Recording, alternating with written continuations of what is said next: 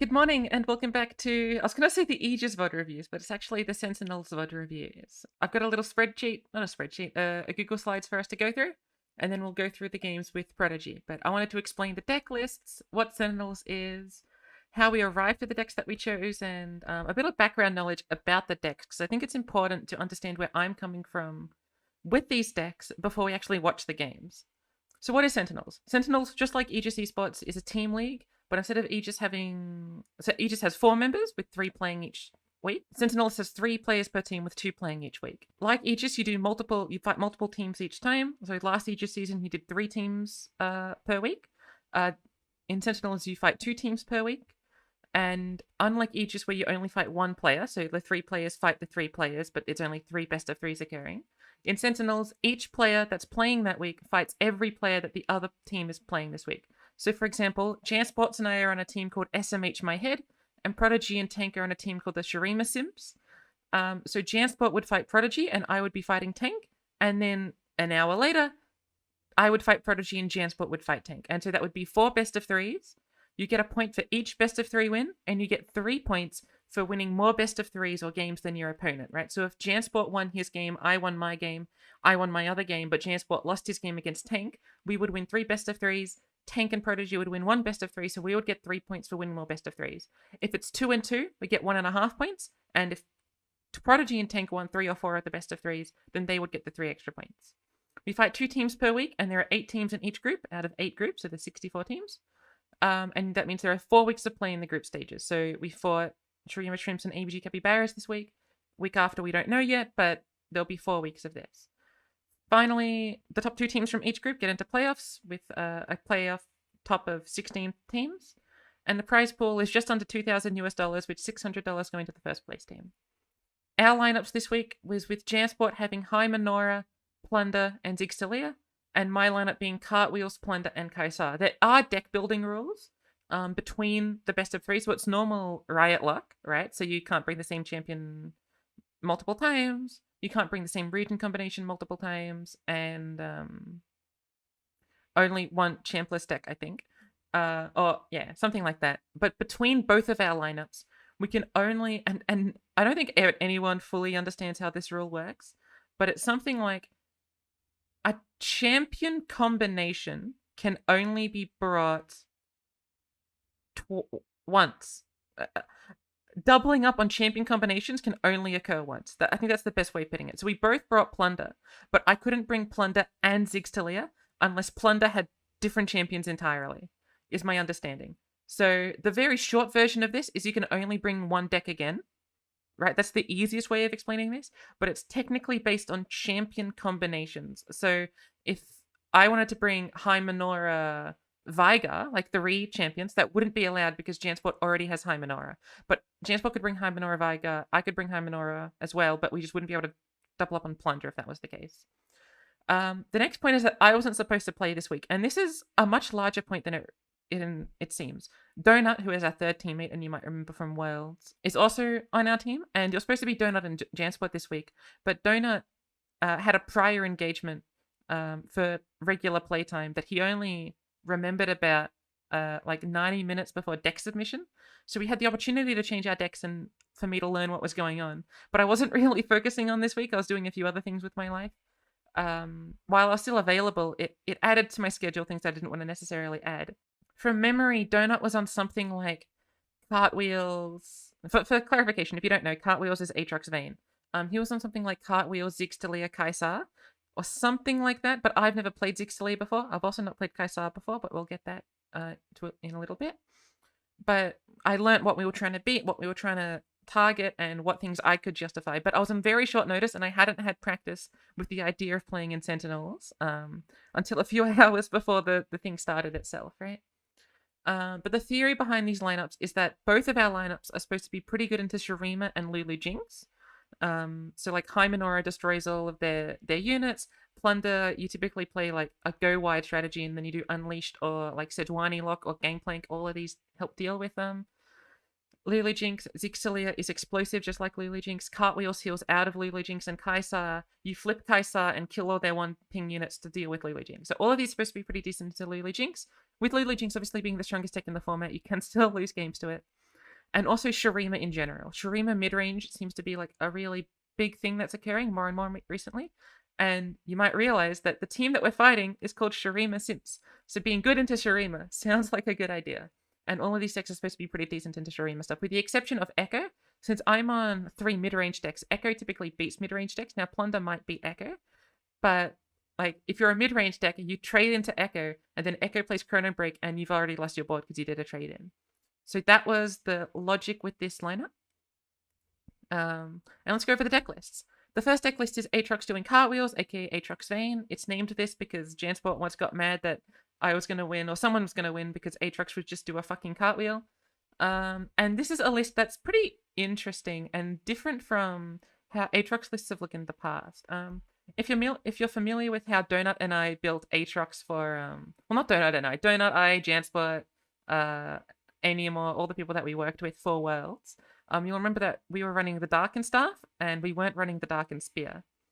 So when we stole Teddy's list for Aatrox, because he was like top of EU ladder, we replaced one of the cards with Darkened Staff, and you'll notice that Teddy's list that we've stolen doesn't run what's it called? Ranger Knight Defector. It's not running the 4-drop Scout Tough. The 4-drop Scout Tough is a really interesting card, and it does do a lot of powerful things on turn 4 if you put something like a harp on it. You've already got a lot of harp targets though. You can also put stuff like the spear on it, but it's sort of, it may just not be that necessary anymore, especially since you can just play Giral on 5 or Quinn in their versions. We took out a Quinn and put in the 3rd Aatrox. I found this list really, really good. The other card that Donut added was Kind-Hearted Recruit, because he found this just to be a really powerful card. I didn't have much time to work on the deck because I wasn't supposed to play. This is what Donut gave me. This is what I was playing because I wasn't supposed to play this week, and then I ended up playing. There were some talks about Sharp Sight, some talks about Condemn in the spell slot. Donut and I still hate Blinding Assault. We realize that it's a strong card in this deck, but Blinding Assault, I just hate it as a Demacia card in a lot of decks that are trying to play for board-based value, because it either loses you the game because it gets pokey stuck, or it absolutely blows out a game and it doesn't feel like you've won based on any sort of like good gameplay skill. At least in my opinion. I think everything else is pretty fine. It's just that Donut and I do like the Darkened Staff, and Donut really likes Kind-Hearted Recruit, and I'm a big fan of Zealous Ranger Knight as a card. So this is the sort of list that we ended up playing for Sentinels this week. The second deck we brought was Plunder. This is running Unleashed Spirits, which is I mean, it's been an addition to Plunder ever since it was buffed, but if you're not familiar with Plunder in the most recent times, we're running Unleashed Spirits now. We were also running Fracture to be better into the Shurima stuff and Lulu Jinx. Both Shurima stuff and Lulu Jinx often runs a bunch of X1s. You're thinking like Forsaken Bakai, Rockhopper, and these sorts of things. While Lulu Jinx is often running a bunch of X1s like Beard the Bellringer and Yordle Squire and these sorts of things that allow you to ping everything for one, feel really good about it, and being able to destroy a weapon can help in stuff like Aatrox. I think this deck is sort of auto-built in that sense. It's hard to find other things to run in this deck. We're no longer going for Allegiance, so we don't have the vulnerable, the nab guy. But everything else I think is pretty stock standard, and the list is sort of plays itself. We're on a Piltover Castaway instead of a Sap Sprayfin. I don't know why. I didn't build this deck. Jansports gave it to me. But it felt pretty fine, and it's a deck that I've played a little bit. Same with Aatrox. But I've played Plunder a little bit during, I think a little bit after Plunder was like the main leader of the meta. I think Plunder's a perfectly fun deck. I've played a little bit of Aatrox. I mostly played my Aatrox before Worlds happened, like when I was scrimming with Donut for Worlds. And I've only played it like, I don't know, 20 odd games since Worlds. I'm not the most comfortable person on Aatrox. And you'll see I make one of the losses that I experience is on Aatrox, and it's a pretty massive loss that's due to me not fully being able to work out how Aatrox should be playing in certain matchups because I've not had that experience on Aatrox. Some of the stuff I do with Aatrox will look a bit awkward, and I think that's mostly because I am unexperienced on the deck, which goes back to that I was not supposed to play this week. I didn't have that time to prepare the stuff that I wanted to play. Same with Plunder. I haven't played this version of Plunder since the night before Sentinels. You submit decks, I think, let's say 15 hours before the tournament starts, but I have to sleep during half of that time. So I've only got a fair few hours to actually practice these decks.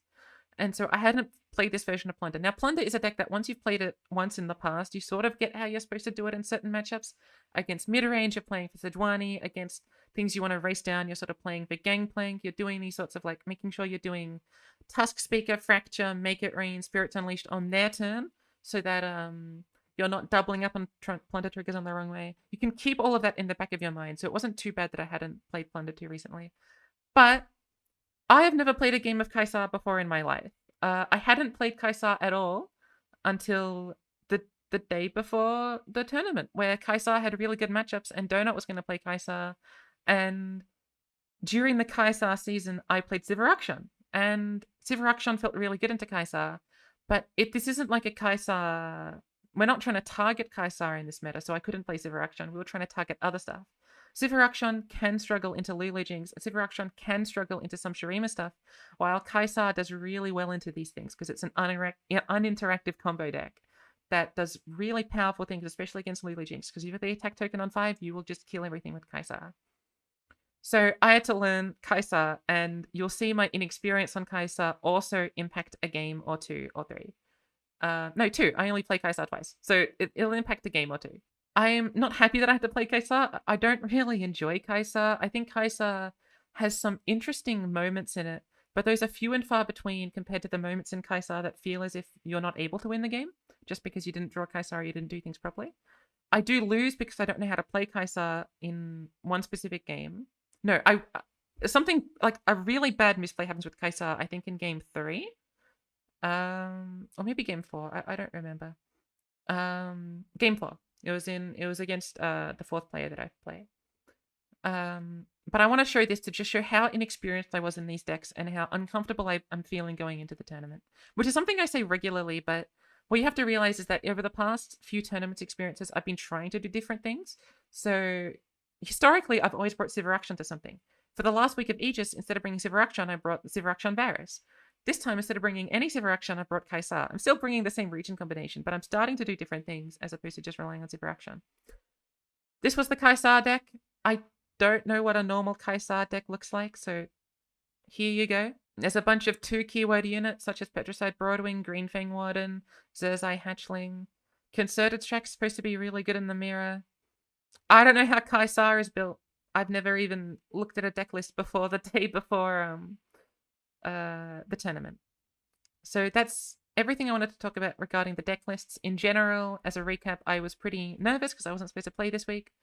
I've played a little bit of Aatrox, but not all that much. I played a little bit of Plunder, but not all that much. And I played a little Kaisar, but all that much. Now I'm going to go over to the game against Prodigy. Alright, so we're going into this matchup against Prodigy. You'll hear my voice within the game, as well as my voice commentating over it, depending on things I want to bring up. If you want to watch Prodigy's side of this game, he has a VOD on his twitch.com, which I think is really interesting, because I think this game is a really interesting game, and I think it actually might be more interesting from Prodigy's side. So do check that out if you want.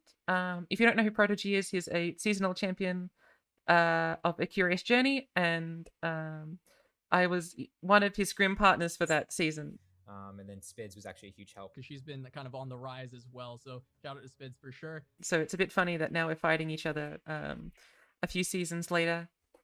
But I respect him greatly as a player, and I think he respects me a little as a player. So let's get into this matchup. Hey, good morning. I'm very nervous. I just watched Prodigy beat Janspot. Right, so I am banning, if I go to my notes, I'm banning Talia Ziggs, right? Yeah, okay. Alright. So if we talk about the ban strategy for a bit, Talia Ziggs is like an extremely explosive deck that can beat all of our decks just if they sort of pop off with their sort of Absolver things, with their Talia things, with their Ziggs things. While the first 2 decks can very greatly lose to Plunder, the first 2 decks can very greatly lose to Kaisar, and Aatrox is I think it's slightly Aatrox favored, but it's not entirely Aatrox favored, while Talia Ziggs can just blow anything out of the water. So all of these matchups, according to my understanding, are good into these. And this was the point, right? We're supposed to be really good into Shurima, and you'll notice this Shurima simp has brought it thrice. Let me open up the deck lists. so nervous. Do I have water? I'm gonna get my water.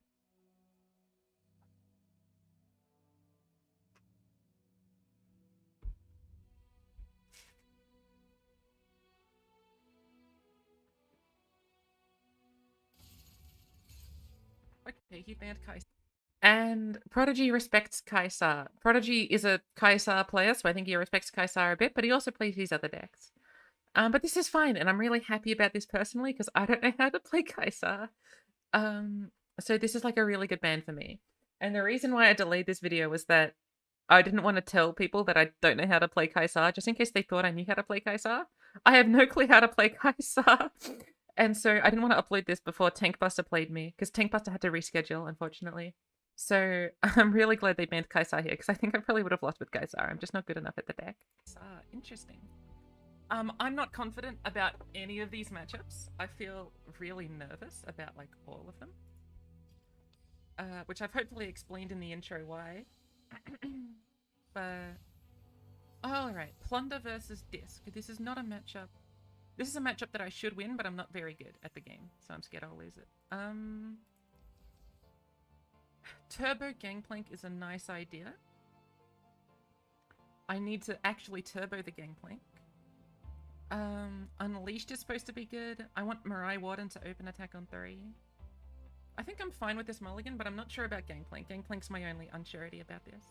So, Gangplank is really good in this matchup, because Gangplank is definitely my most powerful card in terms of applying as much pressure as possible. So having a Gangplank is really nice, but it's sort of if and only if I actually have a good draw. And if you're looking at this hand, this isn't a good enough draw against Sun Disc, right? Because I'm not applying any pressure. So they're not able to beat me. They're just able to like set up and sort of like beat me before I can actually deal damage to the Nexus. So I think this hand is really, really awkward. And it's very contingent on my top decks to actually get something good happening here. Now, Spirits is nice, and they're not probably going to ride a negation on 3 because it costs a mana gem to do that. I mean, they could sacrifice a unit, but it's also just not developing tempo too much. It's not the worst play they could do, but the hand isn't looking great. We do have the attack token on 5 though, so if we could turbo a Gangplank, it would be really, really nice. But that would be contingent on something like, I don't know, a Warning Shot top deck or maybe a 1-drop. Okay. So I can Spirits on 3, but I can't do much else. Am I a Warning Shot gamer? I can keep Warning Shot for turn 2 in case I play like a... So I'm going to bring this up later, but Warning Shot is arguably correct here. What you've got to really be thinking about in sort of like the mega abstract is what your top decks are looking like and what this Warning Shot's doing for you. Warning Shot has a few points of value in a deck like Plunder. Warning Shot can act as a trigger on the Nexus on a turn that you wouldn't otherwise trigger the Nexus. So that's typically on a turn like turn 1 where you don't have a 1-drop, or on their attack tokens if you don't have something reliable. But we've got 2 reliable things here, so it's not necessarily going to be used for that purpose.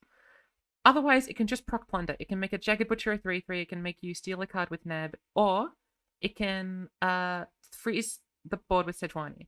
If you think about all of those, freezing the board with Sejuani is mostly irrelevant against a deck like a Disc, unless they've already flipped the Disc. If they've already flipped the Disc, having Warning Shot for that position can be nice, but I will probably only have a turn, if I'm very, very lucky, 2 turns of them having an attack token after flipping the Disc for me to win. Because their Disc flip is just so powerful for them, they'll have a 6/6, a 5/9, a bunch of cards drawn, and just powerful cards in the deck. I can't reliably outscale a Disc flip. So, am I going to be trying to proc Plunder with this Warning Shot? And I think the answer to that question is most likely no than yes. If I top deck a Black Market Merchant or a Jagged Butcher, there could be reason to play Warning Shot next turn. There's a reason to play Warning Shot next turn to try and proc that Jagged Butcher or the Black Market Merchant. Now, Jagged Butcher, I know I'm speaking a lot about this, but I think this is an interesting position to be in. If it was Jagged Butcher, it actually wouldn't matter too much if it was procced, because their turn 2 play is going to be a 3/1. So proccing a 3/3 on turn 2 doesn't actually matter all that much. However, if I top deck something like a Tusk Speaker or a Mirai Warden, what that means is that I could Warning Shot this turn, Tusk Speaker or Mirai Warden on turn 2, especially Tusk Speaker because it'll proc it on turn 2, attack on turn 3, get that Nexus trigger, on turn 4 I play Unleashed Spirits, and then on turn 5 I can play something like a Gangplank and maybe some other top deck, whether it's a Warning Shot or a Make It Rain, right, or a Parlay. If that card was Tusk Speaker, that I actually have a flipped Gangplank, provided that I top deck Tusk Speaker, and I have a enough mana to proc Gangplank on turn 5, either via second Warning Shot, either via like a 1 mana Nexus Ping or so forth. This Warning Shot I don't think does enough as a card besides being played on turn 1. So all of this is to say, I think if you're in a position like this, there's a decent argument to play Warning Shot on turn 1. And I don't go for it because I don't realize this at the time. Now, part of this is results-based analysis because, as you're going to see, I actually do top deck Tusk Speaker, and this Warning Shot not being played on turn 1 means Gangplank wasn't flipped on 5. That is results-based analysis, so it's not like I'm speaking from like a slightly biased perspective, but I think the logic stands that every other value point for Warning Shot doesn't make any sense to me, especially with these two slow speed cards that I want to use to activate Plunder on a turn that isn't my own. So I think Warning Shot on 1 was correct, even without knowing what I was drawing, just to try and turbo that Gangplank, because plundering something only really matters if and only if I top deck Black Market Merchant. And even still, I can probably nab something with Black Market Merchant, and even still, I haven't played this matchup too much, but one thing I do know about this matchup is if you nab post-disc flip, you'll get the rally card, and so there's a decent chance you might want to keep a nab card for that position as well to try and get an auto win like that. Anyway, it's 1 minute in, and I've already talked a lot about a single play. Hopefully this doesn't happen too much. Butcher or something.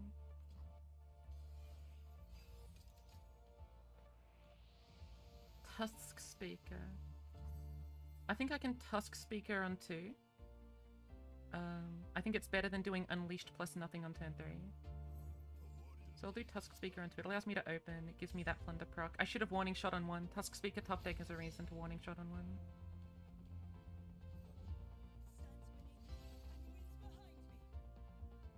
Oh, they have the attack token. Oh, I'm stupid. I thought, yeah, okay. I presume I'm just attacking them and forcing them to block but getting my Plunder proc. So I won't do this. But I don't know. Prodigy hasn't had much experience on his Actions of Avarice. He's had a lot of experience on Sundisk, but he hasn't had much on his Actions of Avarice. On the other side, I've got barely any experience on this version of Plunder. And I've not played Kaisar before yesterday. And my third deck is Aatrox, which I'm not the best at. Interesting. I think I can Spirits into Mirai Warden next turn. Or why not just do Mirai Warden now?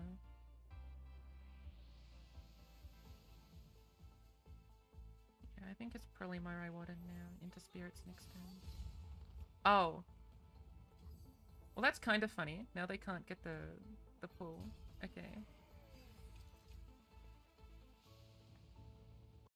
This last turn was all about their 3-3. I open attacked. I didn't develop Mirai Warden, because if I developed Mirai Warden, they would play the 3-3, get a positive block onto my unit, and then be able to do something like a Naturalist here. If they did Naturalist here, I would be doomed. So I never want to block this 3-3, and getting an Ephemeral was better than getting a 3-1.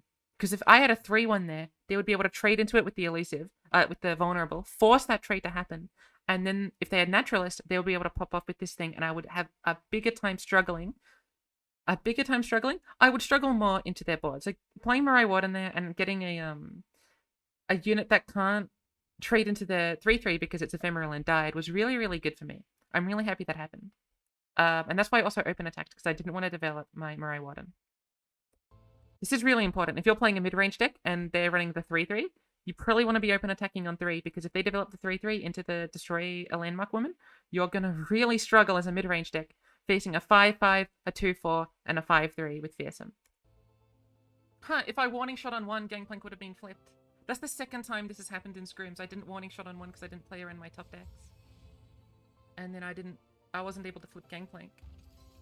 It's a bit sad that this has happened so many times, but that's my fault. I should have played around getting Tusk Speaker, because if I got Tusk Speaker, then I would have been able to flip Gangplank on curve. I mean, also because I got Parlay, right? That's super unfortunate, actually. I think I do play this if they Rite of Negation. Like, what else am I doing this turn? Am I passing? No, I think I'm doing this, and if they write a negation, I have to acquiesce my life. They can, like, sacrifice their 3/3, which sucks. Okay, they didn't write a negation. They only have one write of negation, by the way, only one quicksand and all that sort of stuff. But that doesn't mean I'm happy about what's going on. Yeah. Damn, seriously, if I had just done the, oh, fuck me. If I had just done Warning Shot on 1, I would have been so much better up. Am I up Spray Finny?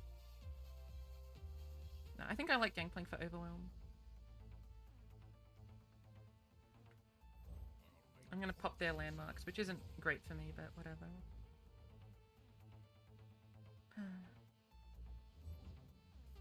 Prez. What's interesting about Prez is that they can't Naturalist. So if I want to parlay, I can probably kill the unit. They would need to Ride of the Arcane to get the unit back. But if they Ride of the Arcane, then it'll trade into my Gangplank. While if I attack, they can Ride of the Arcane afterwards, but the unit won't kill my Gangplank.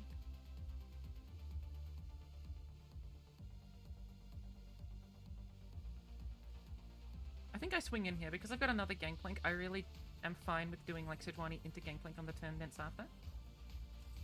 But this is where my inexperience with the deck comes in. Like, this could be like so stupid because of the Endless Devout, right? And they just play like Naturalist and then I'm forced into blocking in awkward positions.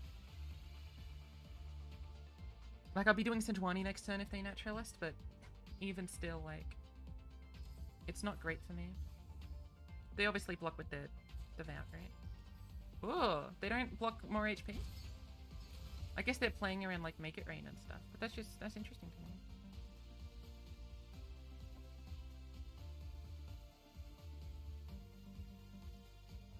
Are they gonna Ride at the Arcane? And then open?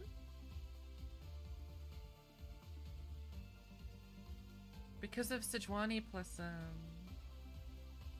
second Gangplank, I think I'm somewhat okay with that. A Zia, okay. They'll probably open and pull the keg. If they do that, I just let them hit me and then do probably Spray Thin. I can just do Seju. That's also fine. Is there a reason not to block a Zia?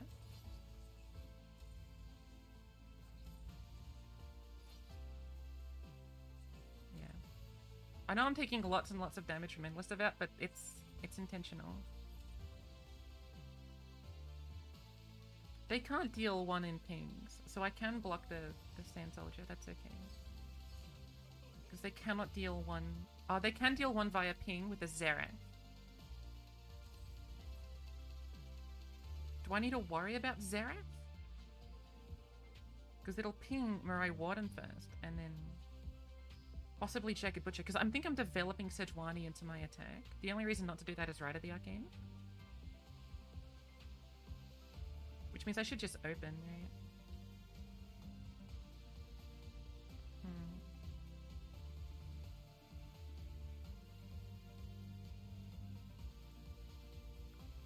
Am I starting Parlay? I want this Parlay in hand just so I can replay Gangplank if they got rid of the Arcane.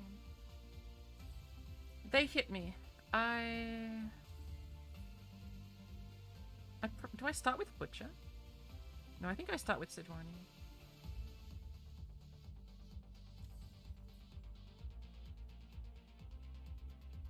But I think I'm taking this. I think I'm going down to 7. Let's talk about this turn. I can block Sand Soldier here. I've already gone over these games with Jansport before. And we decided that you can block with Gangplank. So, one thing that's pretty obvious about this game, once you played it a fair few, is what the ping regions are and what the non-ping regions are. So, like, Vile Feast in SI and Withering Wail in SI. You've got Pokey Stick in Bandle City. You've got, you know, Mystic Shots and that sort of thing. You need to work out sorry, let me restart this sentence. When you play this game a lot, you know which regions can't ping off your units. Demacia can never ping stuff. Shurima can barely ping stuff, and the answer is Zerath, right? Noxus can't ping... Well, they've got Blade's Edge, but you know if you're fighting a Blade's Edge deck because it's going to be like a Ravenbloom deck. If you're fighting like an Overwhelm deck, they're not going to ping stuff. Freljord can ping stuff, but only if they're running like a Lissandra deck. If they're running a Sejuani deck, they're not going to be able to ping stuff. Knowing these things matters so that you know if you can put your Gangplank down to 1 HP. I can put Gangplank down to 1 HP. If they've got something like a Zerath, it'll ping off Mirai Warden, and if the Zerath's proccing something like next turn, it'll start pinging off the Keg from Gangplank, because Gangplank will level with a Warning Shot, and then it'll ping off the Jagged Butcher before it pings off Gangplank, right? And Gangplank will have 2 HP because Gangplank will be flipped, but if a Zerath is flipped, then 1 HP and 3 HP doesn't matter anymore, right? The difference between those are irrelevant because they have the same amount of HP. I could have done this block. Blocking Sand Soldier was technically positive, just in case this game goes far, far, far into the future and their disc is flipped and I need to worry about the amount of HP on my Nexus. So blocking the Sand Soldier was correct here. There's genuinely no reason not to. The second thing I want to talk about is what our game plan looks like. We're able to develop Sejuani this turn such that we can develop Gangplank next turn, right? What we want to have is that by our next attack, we want to have both of our champions on the field because they both have large numbers with Overwhelm, right? Especially Gangplank. Gangplank is the most important of the 2 champions. If I develop Butcher here, and then they pass, I'm in an awkward position because I would either have to open attack or play a champion, right? If I play a champion, then they can Rite of the Arcane my Gangplank because it's already damaged. The best play here is Sejuani. That way that if they Rite of the Arcane Gangplank now, I'm able to replay Gangplank with Gangplank's Parlay. Or if they don't do that, I can simply open attack. So if the goal is to have both champions on the field, I just play Sejuani now, except that this Gangplank might get Rite of the Arcane. Don't try and beat their mana or anything, because we've got a second Gangplank in hand. So being able to have this Gangplank allows us to force them to Rite of the Arcane so that we can second Gangplank. We're in a pretty good position. And that really good position was made possible by having 2 Nexus triggers by Tusk Speaker. It would have been even better because Gangplank would have been flipped last turn had I played Warning Shot on 1. Just imagine how different this game would have been had I had that Warning Shot on 1. They would have been at much less HP, I think at least 2 less HP, and we would have had more Keg stuff to threaten, and it just would have been a much better feeling position, even if it wouldn't have changed that much because they'd only be at 2 less HP. It would have felt and looked a lot better. Anyway, let's continue.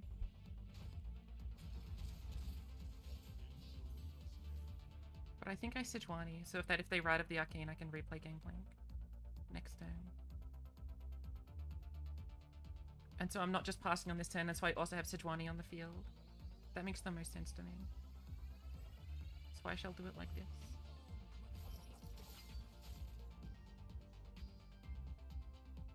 They've got Rite of the Arcane. That's okay.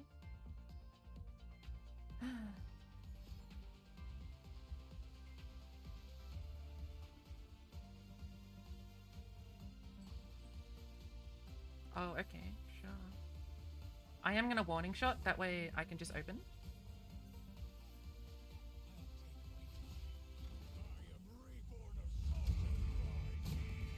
Obviously, if I did that Warning Shot on turn 1, it would have been a lot better. But we didn't know that at the time, obviously. Now they've got 1 Quicksand. That's the only way for them to stop the Overwhelm. And then, if they do that, then I might be able to win on the turn thence after. Why am I saying thence after? That's not even a word. Thereafter. With the Overwhelm threats again.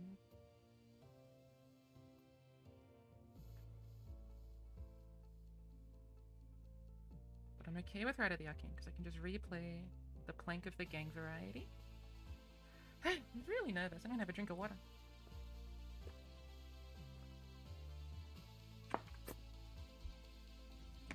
I'm really excited to watch Prodigy's perspective of this game. Prodigy has a really good perspective of this game, and if you want to learn how to play these decks from the Shuriman side, I really recommend watching his VOD review. I think he's actually better at knowing what to do than I am. You'll notice, especially in the game after this one, that I don't know what I'm doing, but Prodigy knows what I'm doing, and he's able to describe the game better than I will probably ever be able to. So I really recommend going to twitch.tv and going to Prodigy's past streams. Am I in the right voice call? I'm in the right voice call, right? Perfect.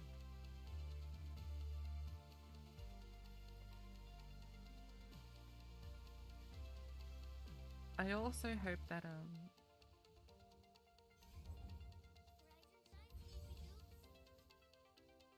okay, so they played this guy. Okay. I guess they just need the blockers. Right at the game. Cool. Fine by me.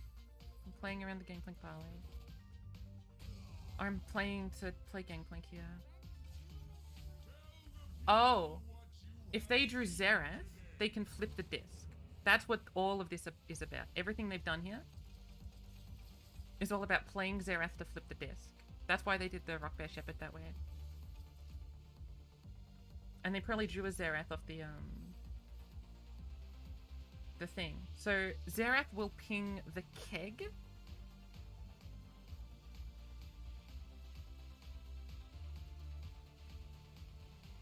They play Xerath. Right now Xerath is pinging Mirai Warden. I can go three wide, which doesn't really matter against their deck because their Gangplank's, their Azir is going to be huge. So I think I'd rather get the keg to stay alive, which means I think I'm starting with Shell Shocker. Because I think it's important for me to make the keg stay alive, so when they play Xerath, I want it to ping Mirai Warden, not the keg. If they're playing Xerath, yeah. So let's start with Shell Shocker. Then go into... Yeah, I like Shell Shocker. They play Xerath? Understood. Prodigy's very good at this game. I'm pretty nervous. Yeah, okay. We see the animation. Now, I probably don't need to play around Unravel Death, just because it's harder for them to have Unravel Death at this point. But, yeah, okay. So Xerath pings Mirai Warden. Sucks that these guys are so big. Means that my Overwhelm threats doesn't really work the way I want it to. I think I played Gangplank. Sorry, I think I played Butcher. My only question is if I'm playing Fracture here to -1 on all the units so that the Overwhelm does more. Let's map this out. I'm dealing 3 damage AoE. If they want to block the most, they block 6 and then 3. And I'm dealing... And they've got 8 HP. And I'm dealing 14. They've got 6 and 3. That's 9. So I'm only dealing 5 extra... I'm putting them down to like 3 or something by doing Fracture first.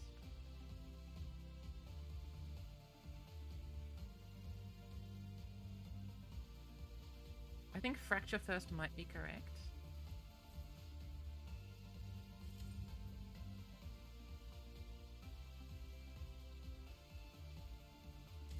Yeah, I don't see a world where Fracture first isn't correct. That way they've just got less HP on their units, so that I deal more damage with the Overwhelms if they don't have Quicksand.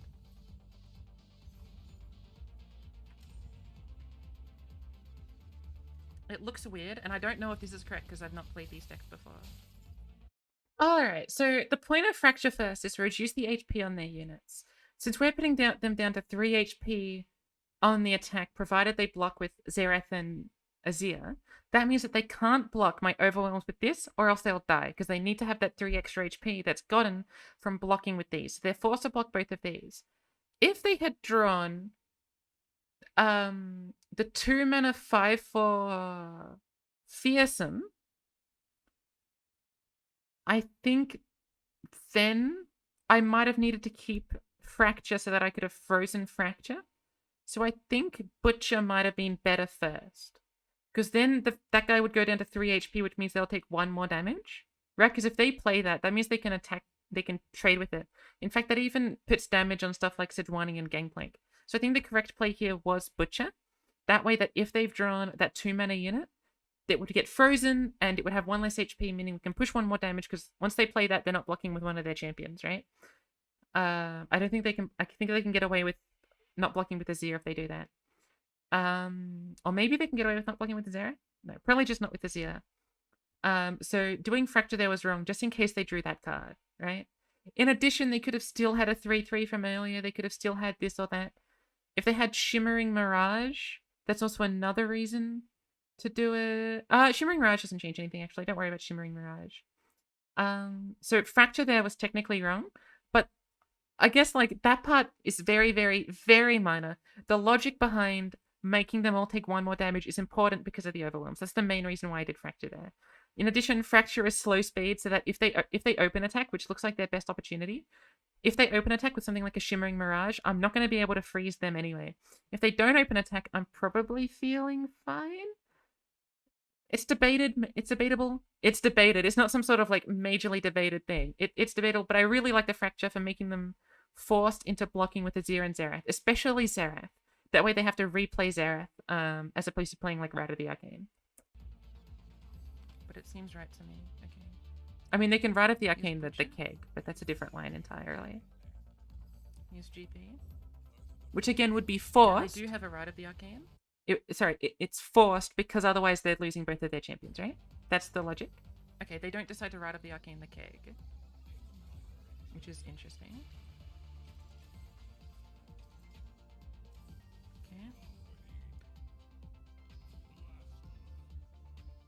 Okay. If they Rat of the Arcane to the keg, they wouldn't have to block with their champions, right? They'd probably still have to block with Xerath though, that's the thing. But they could get away without blocking Azir, which could mean they might have a strong open attack. I've got 4 units though, so that open attack isn't that strong. Okay, I guess there's reasons not to Rat of the Arcane the keg. It's better to have the Xerath. Yeah, they need to block with the Xerath. Alright. This is a really interesting position to be in. Because they have Rat of the Arcane in hand. They drew it when they flipped the disc. I think there's a lot of things to think about, and I just hope that I did this. I hope I've mentioned everything that I could have done. If you mention something that if you see something that I didn't mention that looks like a better line, do tell me though, of course.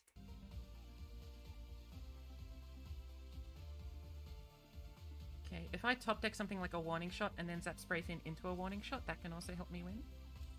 But they need to play Xerath plus stuff. Look, there's things they can have. If they've got like triple Obliterate, I could be losing my life here. Although remember, I do have this, and they clearly don't have Quicksand, because I just didn't play it there. So they don't have Quicksand, and they can't draw Quicksand because of the Emperor's deck. If this draws me Burn, and I top deck Burn, that's 3 Nexus damage because of the parlay. Sorry, because of the Powder Cake. Alright, breathe in and breathe out. If they have Shimmering Mirage, like they play Azir here because they drew Azir, and then they got Shimmering Mirage, that's also a bit nerve-wracking. Because I'm going to have to block a little. I'll block with these. What's also good is that these guys have more than 5 HP, so Xerath won't ping them down instantly. Oh, interesting. You play Rock Bear Kid. Okay. 2 of these cards are champions. 2 of these cards are drawn from the deck. Warning Shot. Okay. If I get a Make It Rain off Zap Spray Fin, I can win this turn. What's also good about Warning Shot is that if they do that sort of Shimmering Mirage play that I was talking about, it doesn't work. They also don't have enough mana for the 3 Obliterates. I struggle to see how I lose. Now I can lose. Losing is always in the cards. Especially if they do something like Xerath, Rite of the Arcane, and something else. And somehow obliterate the whole board.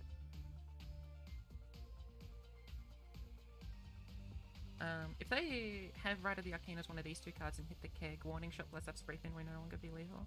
I should remember, by the way, even if they somehow kill all of these, Zap Spray Fin is lethal because they don't have Quicksand. Now, they could have 4 mana Obliterate a unit, Obliterate a follower, draw a card. But I'm gonna hope that they've just got, like, units from the Emperor's deck so far. Okay, that's Xerath. I'm gonna do Warning Shot so that the keg actually gets used. And then I'm going to play Zap Spray Fin to try and get Burn. But I don't want them to... Yeah, okay, perfect. What I didn't want was for them to kill this somehow. Okay, Prodigy's giving the GGs. I presume that's because I've won and not because he has won. Yeah, okay. I win. Because I just parlayed the Nexus. But they know that. Yeah.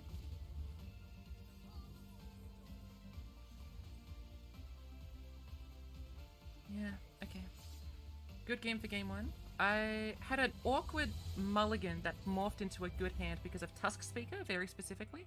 If I had Warning Shot on 1, I would have been much more favourable. But having the double Gangplank was absolutely immensely powerful, and so keeping Gangplank was definitely the right choice that I made.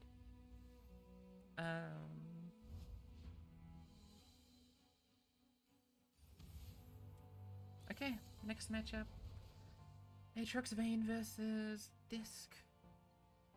Now, in this matchup, I want early units from memory. Vayne allows me to pressure stuff. Did I write notes for this matchup? Against Disc, keep Fish Fight. It's 1-drop equipment, Fish Fight, and then an OK card. I've got a 1-drop and an equipment. I'm going to mulligan these for a Fish Fight. Let's talk about this mulligan. So, I had to rely on a lot of notes. Typically, when I play this game, I play decks that I've had a lot of experience on. But, as I've mentioned, I didn't have any experience on this deck, so I had to take a bunch of notes, which I have in my notebook that if you've watched my Hades series, you know I use my notebook a lot. My notebook was notes from Donut. Donut said against Disc, you want a unit, like a 1-drop. You want a weapon, such as Dural, Anarka, that sort of thing. You want Fish Fight, because Fish Fight kills their champions Soothsayer, and they can't deal with Aatrox that effectively if you Fish Fight from an Aatrox onto one of their champions. And then your 4th card is just an OK card, so your Broadwings or your Veins, that sort of thing. Because I didn't have a Fish Fight, and because the very, very few times we scrimmed this matchup, I needed a Fish Fight to win, I wanted to go for Fish Fight. When you watch, I'm forcing you to watch. When you watch Prodigy's review of this game, you'll see that he thinks that I need to play for Vayne. That Vayne is a super important way of winning this matchup. I didn't know this at the time, and I can see the logic for that. I don't know if I inherently agree, because I feel like Vayne hands just lose to 3-3 hands. And by 3-3, I mean the 3-3 that turns into a 5-3 once they play the 2-4 that makes a 5-5.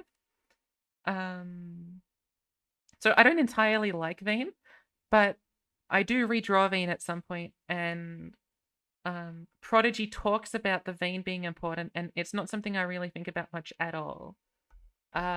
So I think that's like an important thing to note. I don't know exactly how this matchup is supposed to go, but according to Prodigy, seasonal champion based cool person dude, Vayne is important.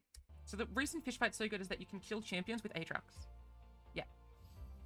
That's the reason, from memory, why Fish Fight's so good. But this is the notes that I took from Donut. Against Disc, 1-drop equipment, Fish Fight, OK card. So let's start with Tracker. We'll probably put one of these weapons on Tracker. What is good, by the way, is they don't have pings. Like, Xerath is their ping engine. So if we just put a Harp on a Valor or a Fleet Feather Tracker, they need to quicksand it, but if they're quicksanding Aatrox or Tracker, they're not doing other things, right?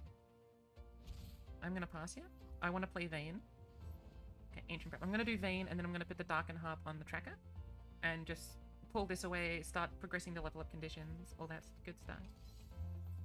I'm also going to try and keep Dural, because I think Dural is my best play on turn 5. So I think Dural will be fine. Elkin. Is Elkin better than Vayne? I think the answer is no. I think I'm willing to count down the Vaynes. Okay, they play Devout. That's okay. We're going to kill the friend. We're going to kill Foreskin Bakai or Broccoli. Progress Vayne level up. This thing is annoying. This is how you beat mid-range. You use Endless Devout. But we can just ping off everything else with stuff like Dural and Endless Tracker. Kind-Hearted Recruit could come in handy at some point. I'm just going to take the damage here. We'll do Elkin. We're probably going to equip Elkin with Bloodletters. I might block Endless Devout next time around, because at that point, worrying about burn can matter, and if they do Naturalist, our board will still be large. So I might block Elkin, and I might block Devout next time they attack with Devout. But for now, I think I'm going to pass. I don't need to play Bloodletters just yet. I can keep the mana. I'm probably doing Dural here. Is Broadwing better than Dural? I can't proc Broadwing, which is why I kind of want to just do Dural here.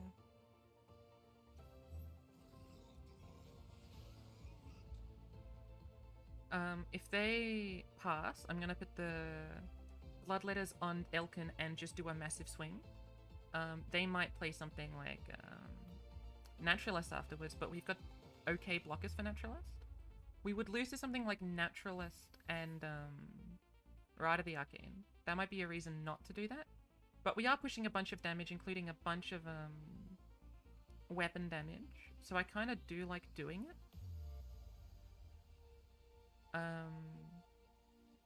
It just means that they're going to have 3 attackers, and if they play Rite of the Arcane, I'm going to have to block 2 things. But one of those things is small at the very least. I could put Bloodletters not on Elkin, and that way set something up like a Dural that has 5 strength and then block favorably if they do that sort of thing. If they've got Naturalist Rite of the Arcane.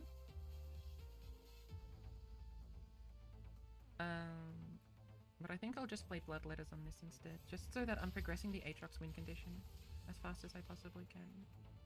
So this Bloodletters choice I'm not as confident on. I think I probably actually was supposed to put Bloodletters on Dural for the logic that I was mentioning. So if I attack here, I pull the 2/2 with Tracker. No. I don't. I pull the 3/3 with the Tracker, I pull the 2/2 with the Dural. I'm pushing 6 or 5 damage, depending on what I do. If I put the weapon on the Elkin, I'm progressing the level up by 1.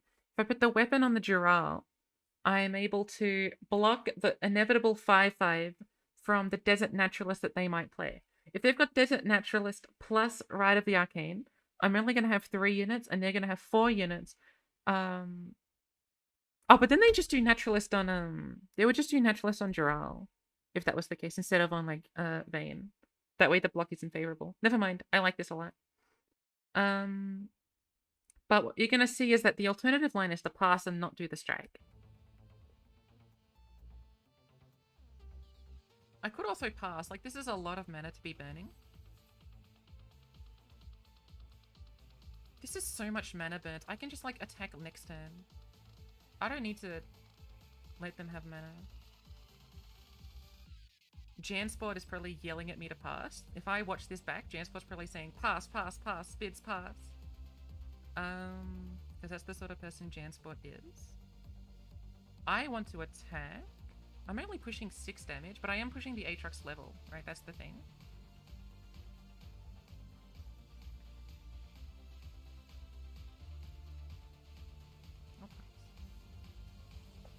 So, I decide to pass. A general rule of thumb is if you're a mid-range deck and you can force the 5/5 to come down like later, like the Naturalist 5/5 later, in general that's pretty good for you because later on you might be able to do with a 5/5, but early on you can't. And if they had Naturalist Rite of the Arcane, I would start taking a lot of damage.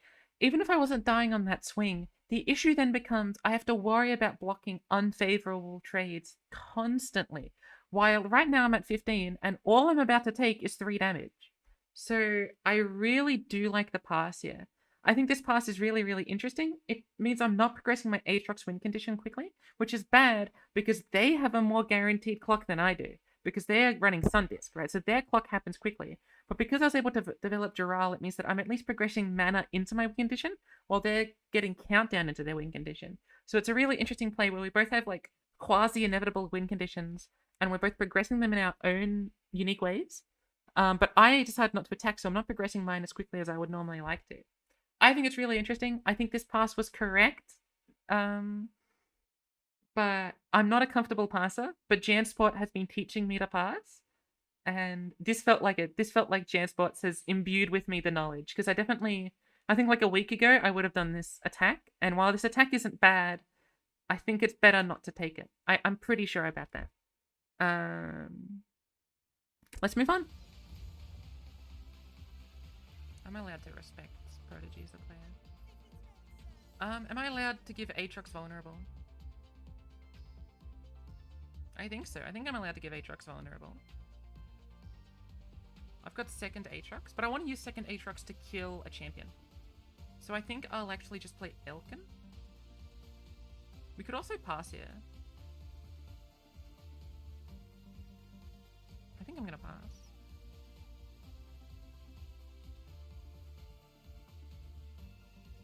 And then develop Aatrox and give Aatrox vulnerable. But that way at least I can play Aatrox spell to kill things. And then we can we play Aatrox next turn and then attack and do good stuff then.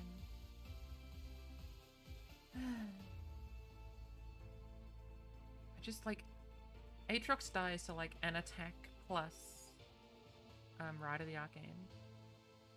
Which is unfortunate for me. What I can do next turn is if they take this pass, I can just do Elkin Aatrox. Like, that also works.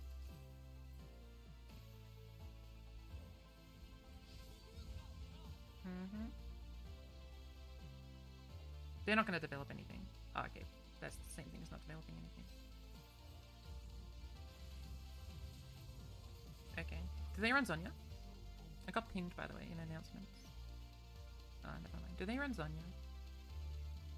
They run one Zonya. Okay.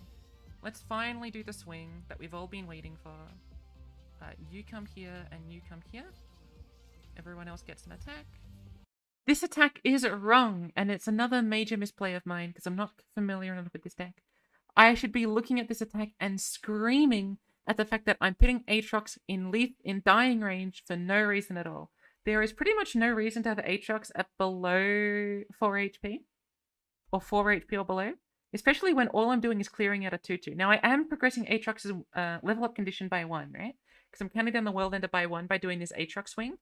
But there's really just no reason to put Aatrox into 2-2 plus right at the arcane range.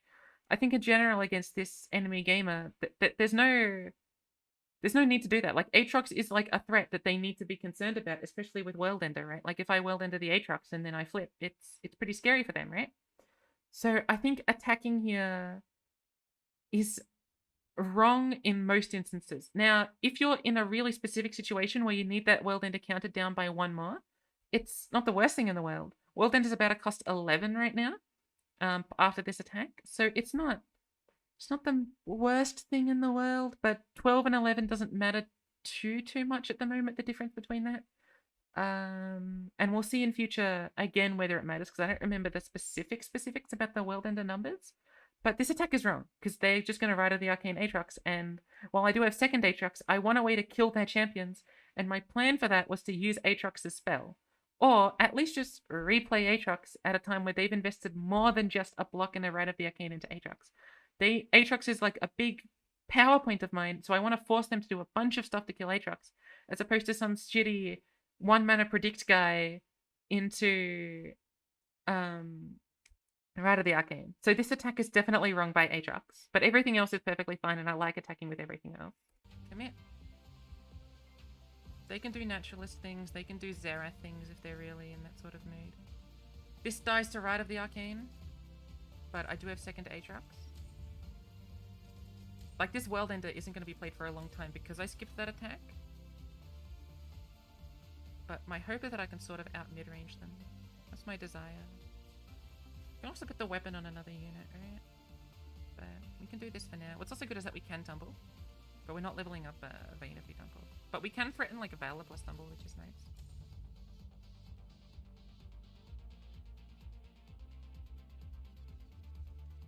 One thing I could do is if they don't kill Aatrox, I can do Deathbringer sweep and then pretend I've got Valor. And then like tumble it. If they kill one of my units though. So that might be harder for them. Okay.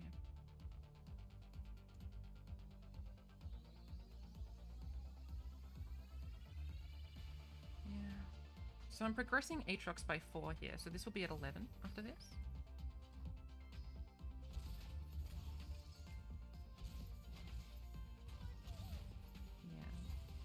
Which is actually enough to play it next turn. And even if they kill Aatrox with Ride of the Arcane, I can tumble... Like, I can tumble Jural, equip Aatrox weapon, and then play World Ender anyway. I can't do that because of this. I mean, I can tumble something like this. And then equip the Darkened Blade on, like, I don't know, Steadfast Elkin and play the spell. Now it loses to Rite of Negation, but they only run 1 Rite of Negation. So my thinking is that I tumble Fleet Feather Tracker, just put this to 10, equip the Darkened Blade on Steadfast Elkin, and then World Ender. And then that way I've got Aatrox after post World Ender. I don't actually need to have Aatrox post World Ender because I don't actually have that many weapons in hand. But I think I will tumble... No. I think I will tumble you. I think this makes sense to me. Okay, let's say I did an attack with Aatrox. World Ender would be at 12. But then I'm tumbling and World Ender would still be at 11. So I can still play World Ender next turn, but I'd also have Aatrox on field, who would be flipped if they had Rite of Negation. There was zero reason to attack with Aatrox there, and had I not attacked with Aatrox, would be in a much better position, because this tumble is almost certainly going off. Now, if I didn't attack with Aatrox, World Ender was at 12, they might... They could, in theory, Rite of Negation the tumble, and then I wouldn't be able to World Ender next turn. But they're only on one Rite of Negation, so they really can't do that. They need to Rite of Negation the World Ender. So because I've got this 0 mana tumble, which is the same thing as having -1 on World Ender, attacking with Aatrox was definitely wrong. Now, I can equip the weapon and have World Ender at 10 and still play World Ender next turn, which is the line that I end up going for. But that's a big misplay not keeping Aatrox around, and you can see why because of the tumble, especially. Alternatively, I could have tumbled the Elkin.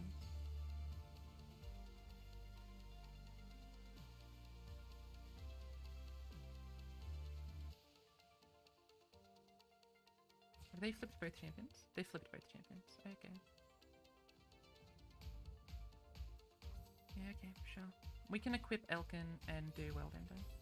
Are they scared of Fish Fate? Okay, well that's not a Xerath. Oh, one thing, I shouldn't equip Elkin. I should equip like this Elkin. Plus like this has Zolani on it, right? Or would I rather play Steroid? I think I'd rather this transform into Zolani. I don't want to remove something. So I think I'll give you the weapon. I'd rather have Steeratu in hand than Zolani in hand, just because I'd rather have Zolani on the, like, already active. Right? I can probably play Dark and Blade next turn. No, I wanna, like, World Ender immediately. So, Spidz is an idiot. There's one massive reason to put it on Fleet Feather Tracker that I literally forgot to mention.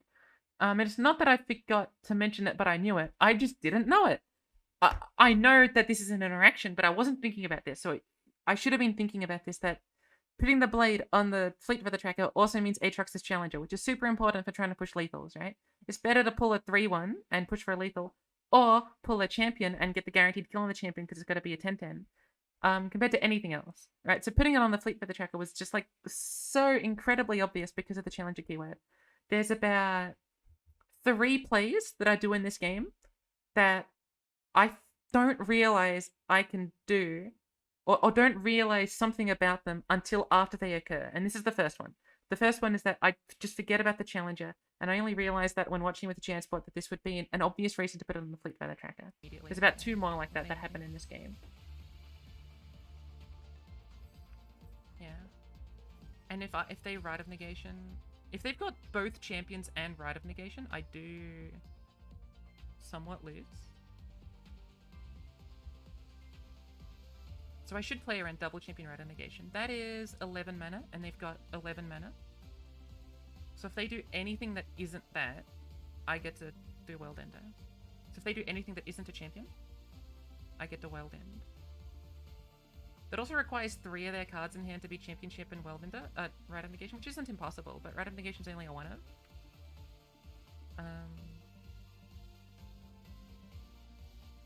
If they pass, we pass back, by the way, I think.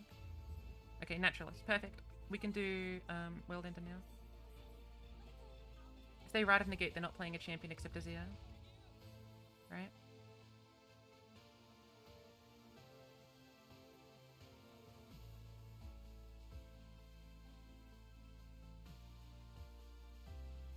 Alternatively, what? We can do Kind-Hearted Recruit? No, I think I just like doing World Ender here.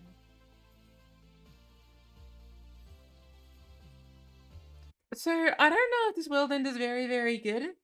I presume this World Ender is kinda bad. But I go for it. Now, one of the reasons why this World Ender works is that I can just replay Aatrox. Now, Aatrox doesn't have I've seen. Aatrox will just be leveled once World Ender is played. And World Ender has been played, so even if they're out of negation, Aatrox is flipped. Which is great.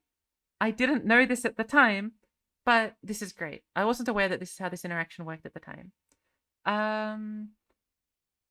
my thinking was purely like this very narrow idea of worrying about double champ right of negation.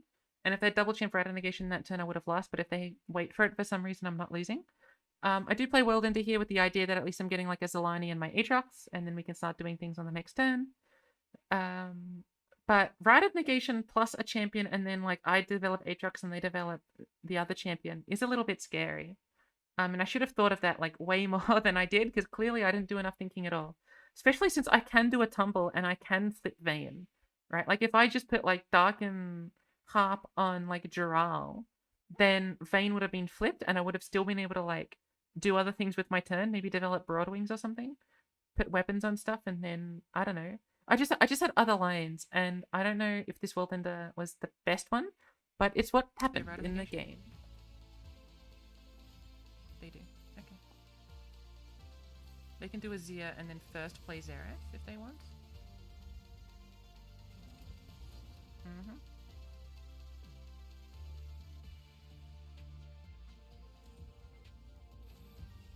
Okay. That's a better play by them, this ball. Okay, I don't know why they wouldn't attack with the 5-5, but okay. I don't think they have a Zia. Okay.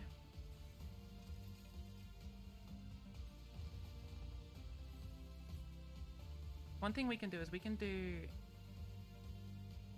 Broadwing Weapon Kind-Hearted Recruit, which I think is funny. We can do Broadwing Weapon Quick Attack Guy. Wait, hold on.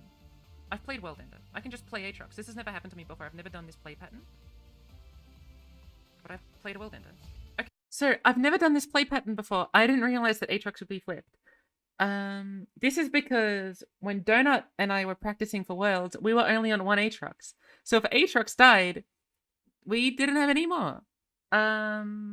So we never actually ended up having this play pattern, or at least I never had this play pattern happen to me. So I was very surprised by this. And Aatrox is obviously the best play here, like bar none. Okay, I've actually never done that before. I've never seen World Rite of Negation ended. This is because most of the time when I played Aatrox, I only had one Aatrox in the deck. Interesting.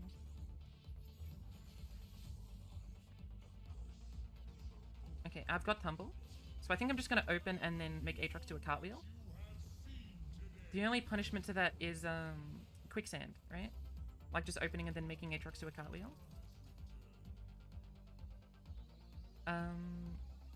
If I want to play around quicksand, I could Stiratu. No, that's also just playing to lose. I can open. That's okay.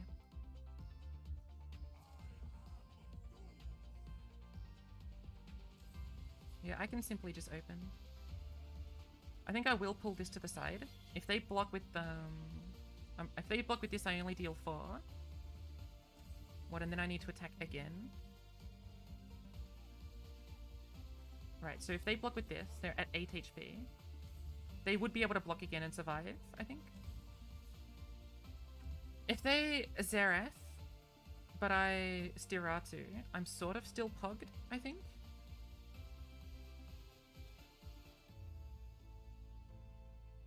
I think I will Stiratu.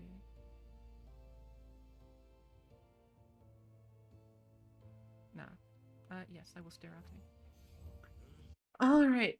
This turn is incredibly complex, and the higher complexity comes with the card game, the more inexperience shoots you in the foot. I've got 2 lanes. I can attack or I can develop. Attacking is good into non-quicksand hands, because I put them at like quite a low amount of HP and can probably cartwheel my way to victory. Like do a cartwheel on Aatrox, put them quite low, have stuff with like Zelani and stuff and put them quite low. If they've got a Xerath, it's going to ping this and then it's going to ping this. Importantly, if I do an attack with both of these, my instinct was to pull and attack with this so that this deals more overwhelm damage and doesn't get blocked by the 5/5 initially. But if I lose this, a Xerath would actually ping this down, because Xerath would be played, this counts down, Xerath pings this at the end of the countdown landmark. So I do like developing. Now, developing is a bit awkward into certain types of hands, and the way I pull, I'm pretty sure is wrong because of that. But I like developing Stiratu to draw stuff, just in case they've got the quicksand, I'm at least getting the draw if I'm not pushing damage in. And I can still do cartwheels next turn. Like, cartwheels are still definitely in my wheelhouse at the moment. So I think Steratu was the right play here, but it's a really complicated turn because if they have Aatrox, if they have Xerath, I'm starting to face like a 6/6 and a 5/7.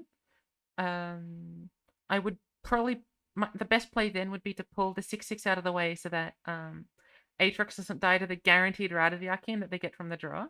So I would attack. Aatrox wouldn't be able to die, and I'd do a lot of damage. That would be the best play. So I really do like this Steratu here. Unfortunately, I do end up misplaying. They have Xerath?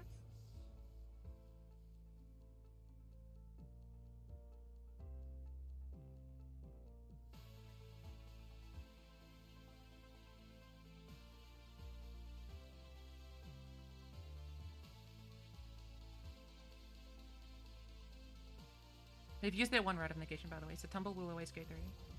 Yeah, they do have Xerath. This matchup, I don't really know what I'm doing, I'll be honest. Like, you're probably looking at my plays and being like, Spidz, you should have just played Aatrox. You shouldn't have let them deny Worldender. Like, you can wait and wait and wait a little. Is probably what's on your guys' mind. But I don't know what I'm doing, so too bad. Okay, so they will have Rite of the Arcane in hand if I don't kill Xerath, right? There's something to be like a little wary of. They will have Rite of the Arcane in hand. Yeah, they kill that guy. We attack like this and this. We don't let them get a positive trade in with the Xerath. So I think we do something like this. So, hold on. Jane's leveling up and hide something. I want to mention my timer. My timer is really low. I'm on a deck that I'm not comfortable with. With a timer that's going low, I made a misplay. The misplay is that I should have pulled Azir.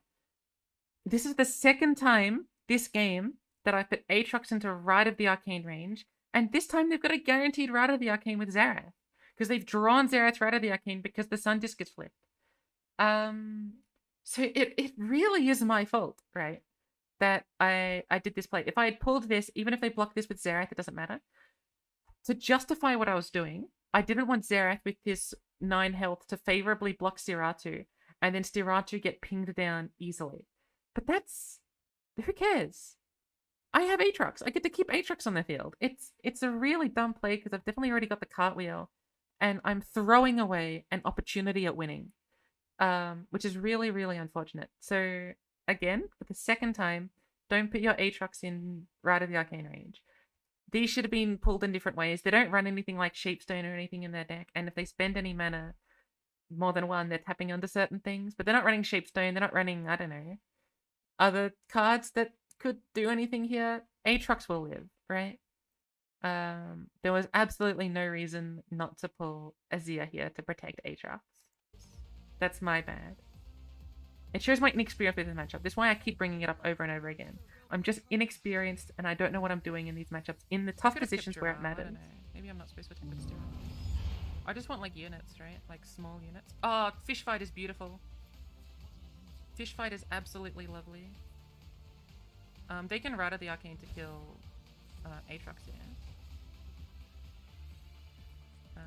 So I was majorly bailed out by Fish Fight, and Prodigy talks about this a lot, that the Fish Fight is the only card that he loses to. Yep. But we can Fish Fight to kill Xerath, and then besides their last Xerath in deck, they won't have a Xerath anymore.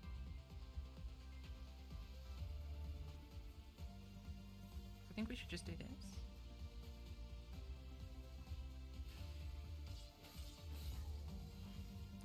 I mean, it's important to me.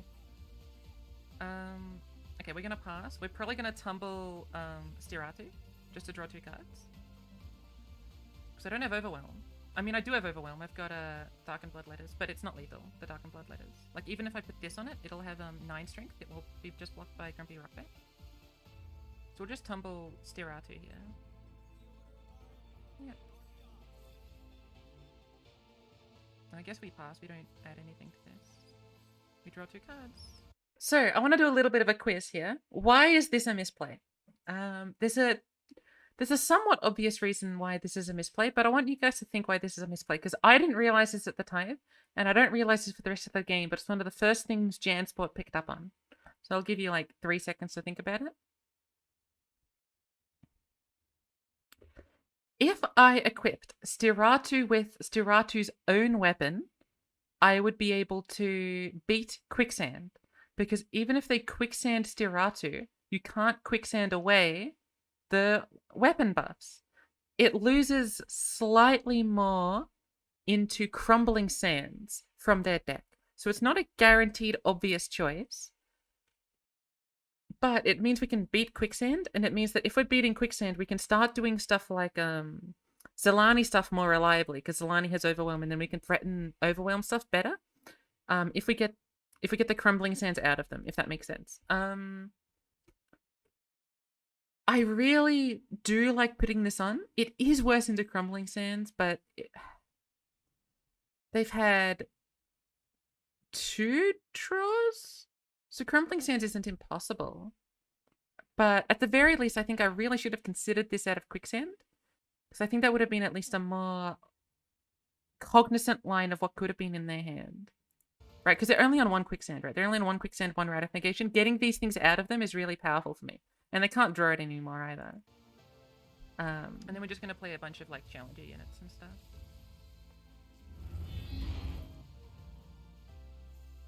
That's one thing to remember about Crumbling Sands, by the way. So the reason why this might not be the right place, Crumbling Sands, is that Crumbling Sands obliterates, so I'd be losing my weapon if they Crumbling Sanded. So that's another reason why not to do it in case of Crumbling Sands, but I don't know. I still think it's like a good idea to keep the quick attack on to beat Quicksand. A bunch of Challenger units. Okay, they did have Quicksand. That's okay. That's Quicksand gone. I can actually just do Bloodletter stuff now. In fact, I've got double Bloodletters, right? Because of Elkin. Oh, but Bloodletters doesn't cost 1 mana. It costs like 1 billion mana.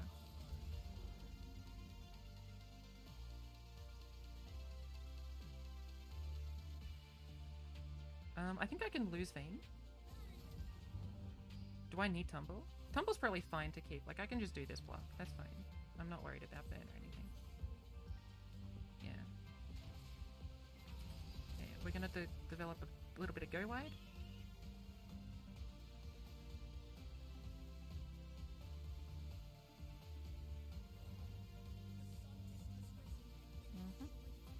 I'm gonna develop a little bit more Go Wide. You cost 6 mana, right? Yeah. Okay, so I'm gonna develop just a little bit more Go Wide. I'm gonna do this.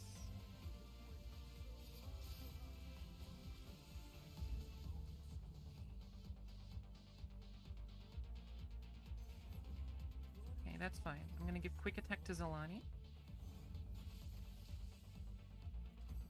I'll give you to you. I don't know why. I'm just doing it for fun. Well, look, I pull everything that isn't Emperor's Guard and I attack with Zilani. I lose to obliterate a unit. Do I want to lose to obliterate a unit?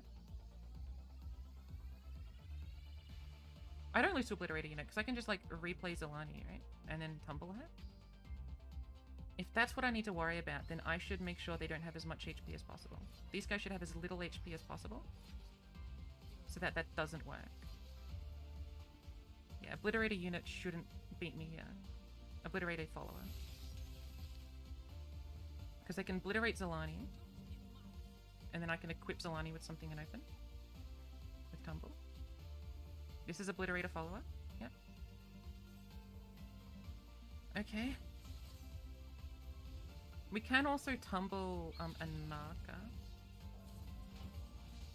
Oh, I don't have anything to transform. I guess I can just transform like Zealous Ranger Knight. Is Zealous Ranger Knight? Where'd my quick attack weapon go? I'm a fool and figured how obliterate works. I don't think I played this game effectively. Prodigy says all of this stuff like, oh, Spidz is thinking so well. She's like considering all these lines. We're both like mind gaming each other. I don't know what the fuck is going on. A lot of the time, like I forget that I forget that I needed to keep a unit around to try and like destroy something with Zilani's weapon. I don't think I play this game particularly cognizantly. Even if I do some decent plays, I do a lot of like monkey brain plays as well. So I'm not particularly happy about my thinking about this game. Am I stupid? I guess it was. Let's do it like this.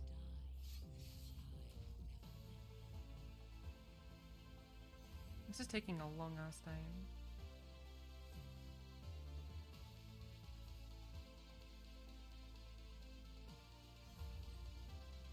I don't know if this is right anymore.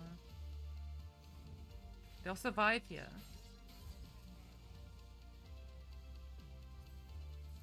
I wish I had the quick attack weapon. I don't know. Did I equip it right? Where did it go?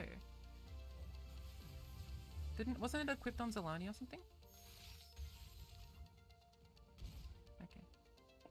I don't know if equipping a Narca there mattered. If they do the trade, I get my Narca back. But if they don't do the trade, then I don't get a Narca back. And I would have liked to at least pretend to develop a Narca just in case it was the best play. Like if they tap under the deal, the obliterate 3 things, then I could develop a Narca next turn. So I think equipping a Narca was irrelevant. Like adding +1/+1 barely matters. But if I had a Narca in hand, that would have been better. And it's worse again into obliterate 3 things. So I really wish I hadn't equipped a Narca there. It's a wholly unnecessary play to equip a Narca there at all. They have obliterate 3? Oh, it was obliterated. That's right. They played an obliterate effect. Okay, so if they've got obliterate 3, that's what they're looking for. They're looking for obliterate 3. If not, I tumble. If so, I'm okay. Like if they got obliterate 3, I just do Aatrox and tumble, which was a really good top deck. I feel bad for Prodigy. For me top decking Aatrox. Now I still had lethal because I had go wide, but yeah, like I had 2 more units, so I could have gone wide. But it's unfortunate because it looks bad if I just top deck my 3rd Aatrox, right? After playing like a goober the whole game. But I'm gonna end this recording. Hopefully you guys enjoyed this video where I 2-0'd Prodigy in Sentinels. So I had nearly guaranteed lethal, even if I didn't draw Aatrox. And I think it is basically guaranteed lethal. So I had 2 units and I was able to tumble, right? So I was able to go into their unit, it'd have to be traded, and then I get to open attack. The only way that isn't lethal is if I draw a catch, I think. Because every other thing I can draw is a unit. Or it's a fish fight, which is also fine, I think. If I didn't equip a Narca, it definitely would have been guaranteed lethal. And if I had a Narca, I could have also developed a Narca instead of Aatrox and had guaranteed lethal. So the Narca equip was definitely wrong, but even still, like, I had lethal with pretty much every top deck except catch. So like Aatrox, as flashy and as probably like bad as it felt to see, from Prodigy side, like, oh, it was 3rd Aatrox. I don't think it really mattered that it was Aatrox. I'm gonna do a quick recap over all of the misplays that I remember doing. The first one, as we recall, was not doing warning shot on 1, which was a pretty. It only missed out on about 2 damage, but that 2 damage is still 2 damage. It's still important to be thinking about. The other misplay was playing Fracture too soon. If I had played Butcher before Fracture, that would have been a much better play, in my opinion. Against Aatrox, I think a lot of the early turns were fine. We had an interesting pass, which is debatable, but I think it was the right play. We had an attack with Aatrox that was unnecessary. We put it into Rite of the Arcane range, and that was purely unnecessary. We also played Worldender, which is probably wrong, but it's what I did, and it's such a pivotal part of the game that it sort of like changed the way the rest of the game worked. So I'm not so sure if I can call this a misplay, just because it basically changed the game so much that it's not minor, like it's quite major. So it's hard to imagine how the game would have gone had I not done this, in my opinion. The other misplay was not pulling the Azir here, getting another Rite of the Arcane interaction. And I think the other misplays were pretty much just about the weapons and the obliterate keyword. But besides that, we got a pretty... These were interesting games, in my opinion. I don't think I'm very good at making the games appear more interesting. I think I'm kind of like Droll. But I think these games, as a general principle, were pretty interesting. I'm sure they were interesting to watch live. And if you watch Prodigy, you can see him react to them live as well. and then talk about the games afterwards. It was a really good set against Prodigy. I really respect him as a player, and I love fighting him. He's just a great player overall. And I think we can definitely learn a lot about how to play Plunder and Aatrox into Sundisk through these games. Thank you all for watching. I hope you enjoyed. If you've got any thoughts about the thumbnail, let me know. I tried doing something different with the thumbnail this time, and I'm not 100% on it, but I'm like 95% on it. I think there's a cool idea there, but I don't think it's fully fleshed out just yet. But that's everything. Thank you for watching, and goodbye, and try not to die, and I'll upload all of the Sentinels videos once a day over the next 4 days. Thank you.